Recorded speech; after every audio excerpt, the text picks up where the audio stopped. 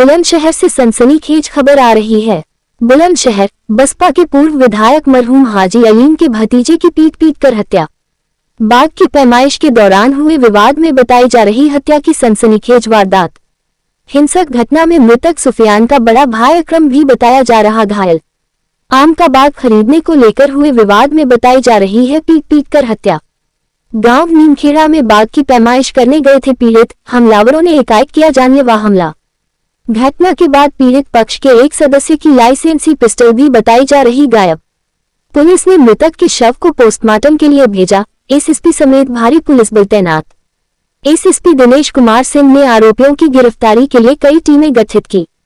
2 लोगों को हिरासत में लेकर पूछताछ में जुटी पुलिस। बुलंदशहर के देहात कोतवाली क्षेत्र के गांव नीमखेड़ा के पास की बताई जा रही घटना। मौके पर जानकारी देते हुए दिनेश कुमार सिंह एसएसपी बुलंदशहर, हमारे संवाददाता प्रदीप पंडित बुलंदशहर से।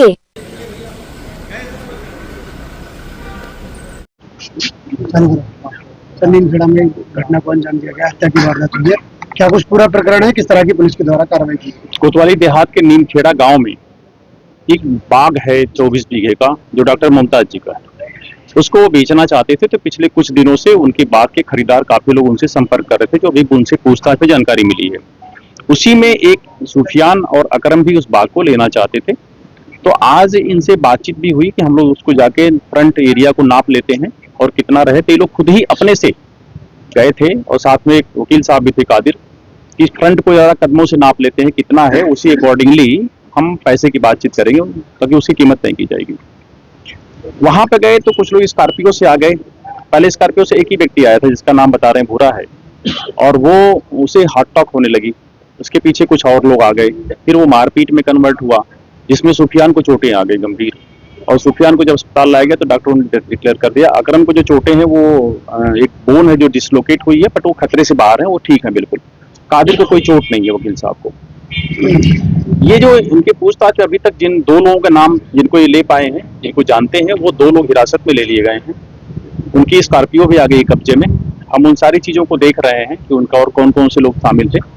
लेकिन जमीन के वो खरीदार की स्थिति में तो नहीं थे। उनकी स्थिति ऐसी नहीं लग रही है कि 24 बीघे का बाग, जो काफी कॉस्टली रेट बता रहे हैं डॉक्टर साहब, उसके मुताबिक तो नहीं थे। तो निश्चित तौर पे कोई उनके पीछे होगा।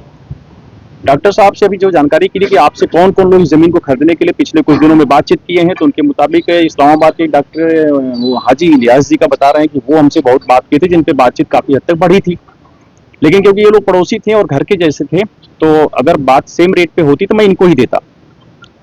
बात बेसिकली तो जमीन और बगीचा जो खरीदने वाले को लेकर के ही वहां पे हुई है, और अंधेरे में नाप तो जो हुआ उससे भी एक तरह से जरूर वहां पे कंफ्यूजन की स्थिति पैदा हुई है। और लेकिन जो नाम आ रहे हैं, उनके पीछे कौन से लोग हैं या उनका अपना क्या इंटरेस्ट है वहां पे, हम मुझे भी उनसे पूछताछ करेंगे और निश्चित तौर पे सारी चीजें साफ हो जाएंगी। अभी तक कोई हिरासत में लिया गया है सर? बता रहा हूँ 2 लोग हिरासत में है, जिनके नाम बताए हैं इन लोगों ने। और वो कार भी जो आई थी स्कॉर्पियो, वो भी हिरासत में है।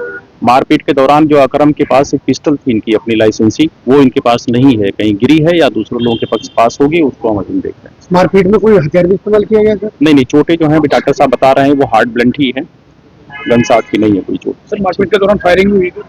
ये चीज अभी चोट में तो नहीं है। यहाँ पे जो चोट है सुफियान की, वो मारपीट की हुई। ठीक है।